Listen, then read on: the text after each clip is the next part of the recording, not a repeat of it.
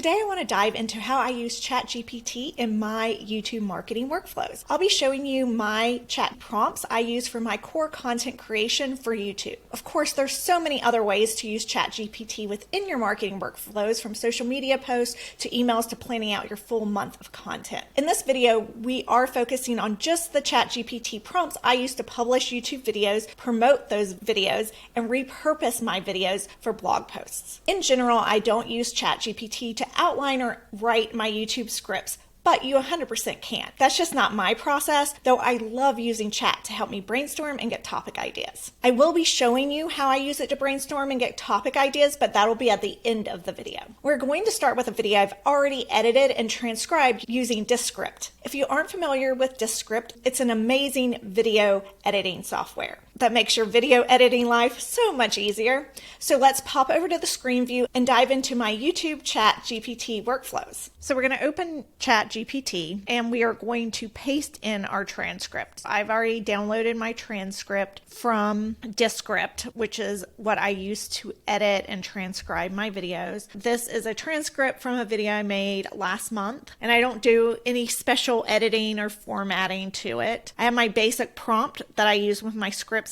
here in a Google Doc, and for this template I just duplicate it every time I have a new YouTube idea I'm going to create. The outline would be up here, or any notes I took that I used to create the actual video. Okay, so we have the transcript in here, and I'm going to cut and paste my prompt. So for the above YouTube video transcript, please produce 10 titles, making them catchy but informative. So you can change this to whatever kind of tone and output that you want. List out 10 YouTube tags in tag, comma, tag, comma, tag, comma format. Create a YouTube video description.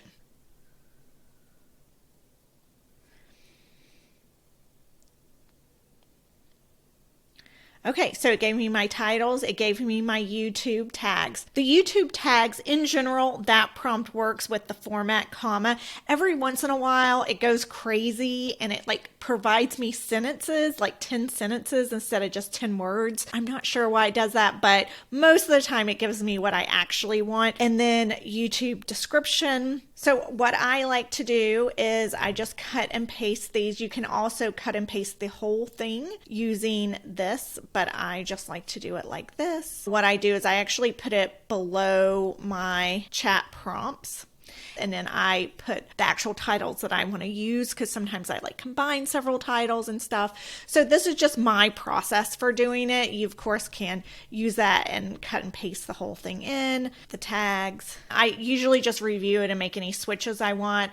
I don't know if you use that feature when you publish your YouTubes. I always do it even though it says it's not a huge factor. I just do it anyway. And then the YouTube description, I almost never take exactly what it gives me. I'll cut and paste that in, and then I usually just edit it from the Google Doc because it's just so much easier, and then I paste it into when I publish the YouTube thing. But again, I would not cut and paste this as is. I don't expect it to be 100%, and if you really hate it, you can just ask it to redo it. I can say, write me a YouTube description, but keep it to one paragraph.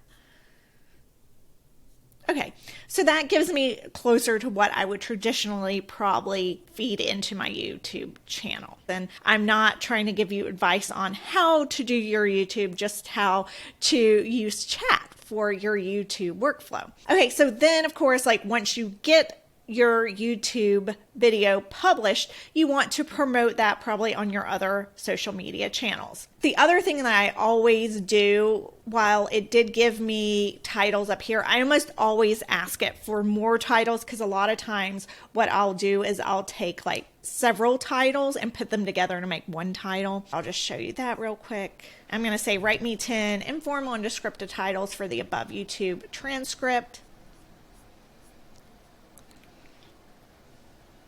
And these are a little shorter. You can ask for different tones. You can just ask for different formats. You can say, write me a title that only has 5 words, or write me a title that's educational. So I have a few different ones here. I have a whole other Google Doc that I use that I list out the different tones that I like and that I find most successful. But these are ones that I use quite often for my naming purposes. You can put in whatever tones you want to get different results. And then I want it to write me 2 Instagram captions promoting the above YouTube video. Make one informative and snappy, the other one catchy. Again, you'd want to change those out as you got to know the tones and the styles that you personally like for your brand, which is what I help you discover in Unlock the Magic of ChatGPT. We go over of how to experiment it to find your tone and style. Okay, so I ask it to write me 2 Instagram captions promoting the above YouTube video. And so here we go. I have 2 Instagram captions that I can use. You can insert any social media that you happen to use. Whatever social media platform you're using, you can ask it to create those kinds of prompts for you. And again, you want to read them and make sure they sound like you. And then I'm going to show you one more example of what I use. Write me 2 Pinterest pin descriptions to make one educational and one highlighting the benefits of the video. So they're somewhat similar to these. A lot of times I'll use my Instagram captions for Pinterest or pull out parts of my YouTube description. Overall, this just gives me a huge jump start when I'm getting ready to publish and promote my YouTube videos, so I don't have to do all that extra legwork once I've already created the video from scratch. And you don't really have to worry about making Google mad or anything, because this is your own content that you're using. You created the video, you created the script for that video, and you're just asking it to basically repurpose that or to promote what your core content is and what your message is. So as I promised, I want to show you really quickly how I use chat to brainstorm and get creative ideas. Of course, there's a lot of ways to use chat to brainstorm and create ideas. But for instance, if you knew you wanted to do some follow-up videos based on this particular video you gave it, you can say, provide me 10 related YouTube video ideas based on the provided transcript.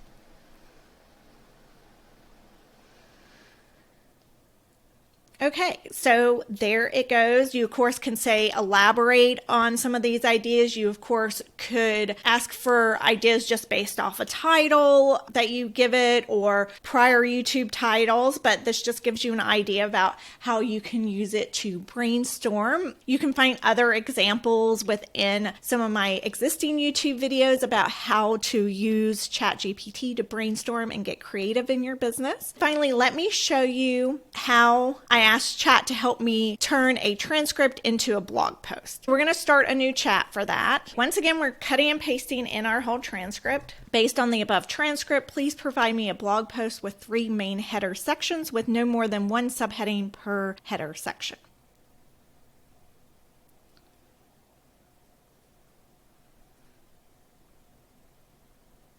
So this would give me the main part of my blog post, like the headers. And then I could also follow up and say, please provide me a catchy intro, provide me a catchy introductory paragraph.